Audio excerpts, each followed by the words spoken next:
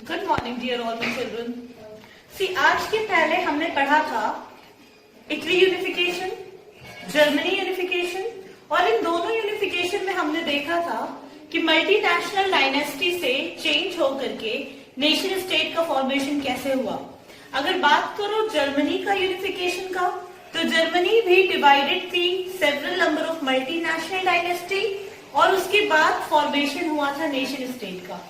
वैसे ही तुम देखोगे अगर, तो Italy was also being divided into several number of multinational dynasty and then it got changed to nation state. और जब भी हम बात करते हैं कि मल्टीनेशनल डायनेस्टी डाइल्यूट हो करके नेशन स्टेट का फॉर्मेशन होता है, इस प्रोसेस को हम कहीं ना कहीं कहते हैं यूनिफिकेशन।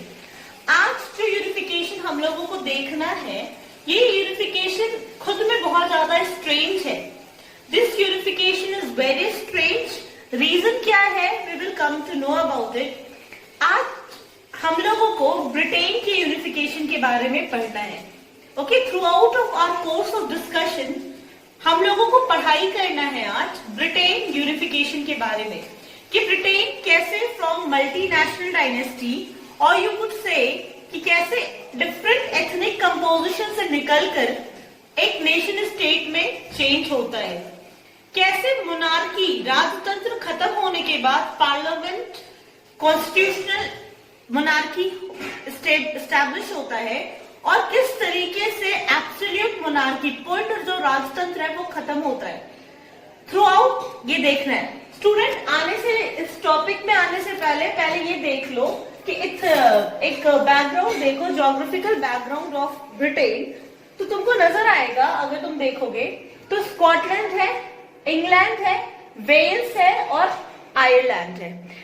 अगर ये आइलैंड को तुम देखोगे तो यहाँ पे Scotland, England, Wales, W stands for Wales, E stands for England और S stands for Scotland। यहाँ पे आयरलैंड नजर आएगा तुमको, लेकिन कहीं पे भी तुमको ब्रिटेन नहीं नजर आएगा। और हम लोगों को आज डिस्कस करना है ब्रिटेन के यूनिफिकेशन के बारे में, ब्रिटेन कैसे एक हुआ, यूनिफाइड हुआ, उसके बारे में। तो इसके पहले जब ये मैप तुम देखो तो यहाँ पे तुमको नजर आएगा इस मैप के थ्रू कि स्कॉटलैंड था, इंग्लैंड था, आयरलैंड था, वेल्स था, लेकिन ब्रिटेन नहीं है। तो यानी कि इस ज्योग्राफिकल बैकग्राउंड से निकलकर, इस सिचुएशन से निकल के कैसे ब्रिटेन का फॉर्मेशन हुआ, ये आज के डिस्कशन में हम लोगों को देखना है। अब देखो, एक चीज बहुत क्रिस्टल क्लियर होना चाहिए, जितना ज्यादा डिफरेंसेस है उतना ज्यादा एथनिक वेरिएशन होगा। और एथनिक वेरिएशन का हमने सिविक्स में भी पावर शेयरिंग चैप्टर 1 में बात किया है कि अब तुम देखो यहाँ का एथनिक वेरिएशन, यहाँ पे अलग अलग लैंग्वेज यूज होगा, अलग अलग रिलीजन होगा, अलग अलग कम्युनिटीज के लोग रहेंगे, उनका अलग अलग कल्चर होगा, ट्रेडिशन होगा। तो कहीं ना कहीं when you see this island, it is completely been influenced by different ethnic variation, जहां पे स्कॉटलैंड का अलग लैंग्वेज है, आयरलैंड का अलग कल्चर सिविलाइजेशन है, इंग्लैंड का अलग है। अब स्टूडेंट, जब हम बात करते हैं ब्रिटेन यूनिफिकेशन का, तो याद रखना ब्रिटेन की यूनिफिकेशन को ब्लड लेस रेवोल्यूशन कहा गया है। ब्लड लेस रेवोल्यूशन कहा गया है और इसीलिए इस रेवोल्यूशन को हम कहते हैं स्ट्रेंज। यानी कि ये जो रेवोल्यूशन है, ये कहीं ना कहीं तुम देखोगे तो जैसे ब्रिटेन का अगर हिस्ट्री देखो तो कहीं ना कहीं जर्मनी और इटली के यूनिफिकेशन से थोड़ा डिफरेंट है। जहां पे तुम अगर जर्मनी और इटली देखोगे तो बहुत सारा वॉर इन्वॉल्व हुआ है, लेकिन अगर ब्रिटेन का यूनिफिकेशन देखो तो वॉर और लड़ाई से ज्यादा लॉजिक और रीजनिंग काम किया है। उनका क्या रोल था, किस तरीके से अलग अलग नीति बना, पॉलिसीज आया, और उसके बाद ब्रिटेन का फॉर्मेशन हुआ, हम लोगों को देखना। अब देखो, एक एक करके डिस्कस करते हैं। सबसे पहले स्ट्रेंज केस ऑफ ब्रिटेन में तुम देखो तो ये आप जब देखोगे तो पहला लाइन ही स्टार्ट है, it was not a result of sudden upheaval. ऐसा नहीं था कि एकदम सडनली चेंजेस आ गए और ब्रिटेन मल्टीनेशनल से चेंज होकर के नेशन स्टेट हो गया, ऐसा नहीं हुआ। ये लॉन्ग ड्रॉन आउट प्रोसेस था। लॉन्ग ड्रॉन आउट प्रोसेस मतलब बहुत लंबे समय से चले आ रहा था, लॉजिक, रीजनिंग, प्लानिंग, प्लॉटिंग हो रहा था, और उसके बाद जाकर के नतीजा आया कि ब्रिटेन यूनिफाइड हुआ। उसके बाद देखोगे कि हम लोगों को देखना क्या है, तो फ्रॉम नेशन स्टेट हम लोगों को देखना है, from no nation state we have to focus towards nation state, कि कैसे एक नेशन स्टेट फॉर्म हुआ। वहां पे जहां पे नेशन स्टेट का नामो निशान नहीं था, ब्रिटेन का नामो निशान नहीं था, ब्रिटेन का फॉर्मेशन कैसे हो रहा है, कैसे जो बिल्कुल भी नेशन स्टेट नहीं था, मल्टीनेशनल वे में बटे हुए प्रिंसिपैलिटीज अलग अलग है, कैसे वो नेशन स्टेट में तब्दील हुआ है, ये देखना है।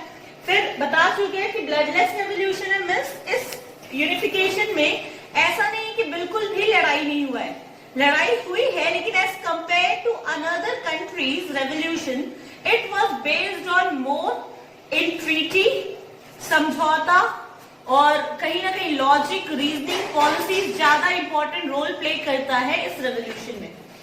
अब तुम देखो, no British nation before 18th century. आज तुम देखते हो ब्रिटेन के बारे में हम बोलते हैं, लेकिन 18th सेंचुरी के पहले ब्रिटेन का नामो निशान नहीं था, कोई भी नामो निशान ब्रिटेन का था ही नहीं। 18वीं शताब्दी के बाद जब हम देखेंगे तो we are talking about Britain. कैसे, will discuss. Ethnic differences, of course यहाँ पे डिफरेंट एथनिक वेरिएशन तुमको नजर आएगा। स्कॉटलैंड के लोगों का लैंग्वेज कल्चर अलग है, आयरलैंड के लोगों का लैंग्वेज कल्चर अलग है, थ्रू आउट डिफरेंसेस ही डिफरेंसेस है यहाँ पे।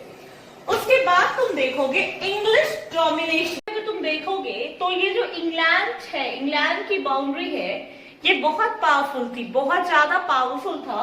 अब रीजन है कि आखिर इंग्लैंड इतना पावरफुल, इतना शक्तिशाली क्यों था, तो रीजन है, अगर तुम इंडस्ट्रियल रेवोल्यूशन का बात करो, if you come to know about this industrial revolution, you would be coming to know कि सबसे पहले पूरे वर्ल्ड में अगर कहीं पे इंडस्ट्रियल रेवोल्यूशन हुआ था तो वो ब्रिटेन में हुआ है, दैट इज इंग्लैंड में हुआ है। अब इंग्लैंड में जब इंडस्ट्रीज आ गया तो बहुत सारा they started making money through their industries, industry से बहुत सारा अब नया कारोबार आया, पैसा आया, और इस पैसे से इनके पास बहुत वेल्थ हुआ, और इस वेल्थ से ये क्या है, इतना पावर है इंग्लैंड के पास कि वो अपने पावर से, वो अपने वेल्थ से, वो अपने पैसे से डोमिनेट कर रहा है अलग अलग किंगडम को, और कहीं ना कहीं सारे किंगडम इन केस डर के हार कर कहीं ना कहीं डाइल्यूट होना स्टार्ट कर दिए, किसके सामने, इंग्लैंड के पावर के सामने। और इस तरीके से तुम देखो अगर, तो मोनार्की, जो राजतंत्र था, एब्सोल्यूट मोनार्की था, वो खत्म हुआ, और अब यहाँ पे कॉन्स्टिट्यूशन मोनार्की आया। ये कॉन्स्टिट्यूशन मोनार्की क्या है, हम शुरू से ही डिस्कस करते आ रहे हैं फ्रेंच रेवोल्यूशन से। कॉन्स्टिट्यूशनल मोनार्की का मतलब है कि राजा रहेगा बट उसका जो पावर है वो लिमिट हो जाएगा। कैसे उसका पावर लिमिट हो जाएगा, उसके पावर को लिमिट कर देगा, कंट्रोल कर देगा कॉन्स्टिट्यूशन। तो ये जो इंग्लिश है, इंग्लिश इंग्लैंड बहुत ज्यादा डोमिनेट कर रहा था because of the power and the money it was having. और इंग्लैंड का जो पार्लियामेंट था, इंग्लैंड का जो पार्लियामेंट था, इंग्लिश पार्लियामेंट, ये भी एक बहुत इंपॉर्टेंट रोल प्ले किया है, क्योंकि अब कहीं ना कहीं इंग्लैंड के पास पार्लियामेंट है, वो अपने पार्लियामेंट की पावर से क्या कर रहा है, डिफरेंट कंट्रीज को सप्रेस करने की कोशिश कर रहा है। अब यहाँ पे तुम देखोगे एक एक्ट ऑफ यूनियन, बोला था मैंने पहले ही कि ब्रिटेन का जो फॉर्मेशन हुआ, ये more than a fight based on policies and laws and treaty, समझौता। तो यहाँ पे तुम देखोगे एक एक्ट ऑफ यूनियन साइन होता है, ठीक है, एक्ट ऑफ यूनियन। स्कॉटलैंड और इंग्लैंड के बीच में एक संधि, एक समझौता साइन होता है, जहां पे तुम देखोगे ये जो स्कॉटलैंड है ये इंग्लैंड के अंडर सबऑर्डिनेटेड हो जाता है। और इस तरीके से जब इंग्लैंड के अंदर ये सबऑर्डिनेट हो गया, तो अब हम लोग को देखना है कि फॉर्मेशन हुआ ग्रेट ब्रिटेन का, Great Britain under Act of Union. ये जो एक्ट ऑफ यूनियन है, it gave England that power कि Scotland now submerged into England, और ये दोनों मिल करके क्या फॉर्म हो गया, गया ग्रेट ब्रिटेन। ये ग्रेट ब्रिटेन का फॉर्मेशन हुआ। तो we have seen that how from the multinational dynasty और how from different nation, how from different variation Great Britain का फॉर्मेशन हुआ। अब हम लोग को देखना है कि आखिर यूके का फॉर्मेशन कैसे हुआ। Now students, see the case of Ireland.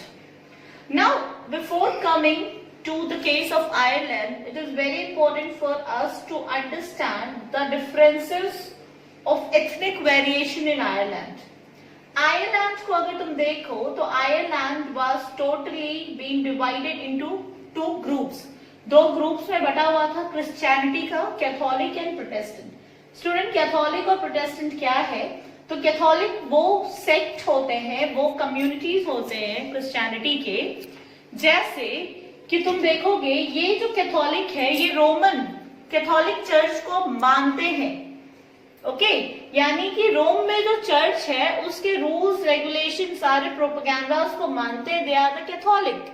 और वैसे ही तुम देखोगे प्रोटेस्टेंट वो लोग हैं क्रिश्चियनिटी में जो रोमन कैथोलिक चर्च के टर्म्स, कंडीशन एंड उनके द्वारा पॉलिसीज एंड प्रोपेगेंडास को नहीं मानते, उसका प्रोटेस्ट करते हैं। जैसे तुम देखोगे हर एक कम्युनिटीज में अलग अलग सेक्ट है, तो वैसे ही तुम देखो यहाँ पे जो क्रिश्चियनिटी है, क्रिश्चियनिटी का दो अलग सेक्ट होता है। एक होता है कैथोलिक जो रोमन कैथोलिक चर्च को मानता है, और दूसरा प्रोटेस्टेंट जो रोम के चर्च को नहीं मानता है, उसका विरोध करता है। They comes under the categories of Protestant. तो अगर अब तुम देखो यहाँ पे तो आयरलैंड भी दो ग्रुप्स में बटा हुआ था, कैथोलिक एंड प्रोटेस्टेंट। इंग्लैंड का, ब्रिटेन का एक पॉलिसीज हमेशा याद रखना, डिवाइड एंड रूल। हमेशा जो इंग्लैंड है वो जो बिलीव करता था इस पॉलिसीज में कि डिवाइड करो और उसके बाद रूल करो। जब पीपल अपने आप लड़ना भिड़ना स्टार्ट कर देंगे तो it become very easy for us to rule. तो वैसे ही तुम देखो इंग्लैंड क्या किया, यहाँ पे प्रोटेस्टेंट को सपोर्ट किया। प्रोटेस्टेंट को with the help of money, wealth से बहुत सपोर्ट किया और कोशिश किया कि जो कैथोलिक है ये कहीं ना कहीं गिव अप कर दे। तो अब बहुत सारे आयरिशमैन यानी कि बहुत सारे आयरलैंड के रिवोल्यूशनरीज ने, क्रांतिकारियों ने फाइट किया कि आखिर इंग्लैंड सप्रेस क्यों कर रहा है कैथोलिक्स को, लेकिन उनके सारे क्रांतिकारी एक्टिविटीज को सप्रेस कर दिया गया, किल कर दिया गया, उनको वर्क नहीं करने दिया।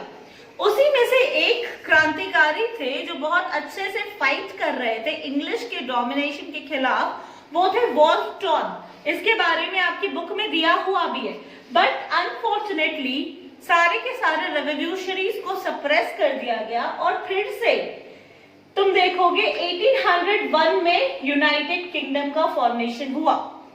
अब जब यूनाइटेड किंगडम फॉर्म कर लिया तो अब तुम जो पहले एथनिक वेरिएशन था, different culture, different flag, different language, वो सारा हट गया और कन्वर्ट हो गया कलेक्टिव आइडेंटिटीज में। अब नया यूनाइटेड किंगडम का सिंबल देखो, यूनियन जैक। अब यूनियन जैक क्या है?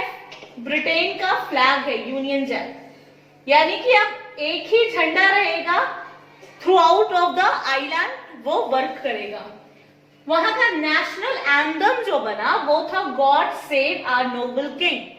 अब पहले अलग अलग लैंग्वेज था, अलग अलग एंथम था, अब से एक सिंगल होगा anthem.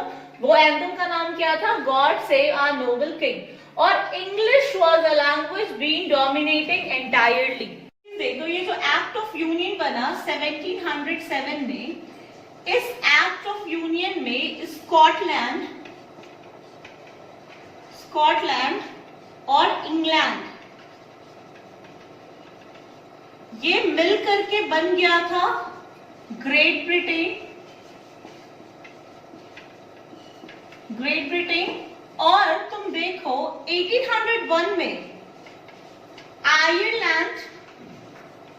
Ireland plus great Britain मिल करके बन गया यूनाइटेड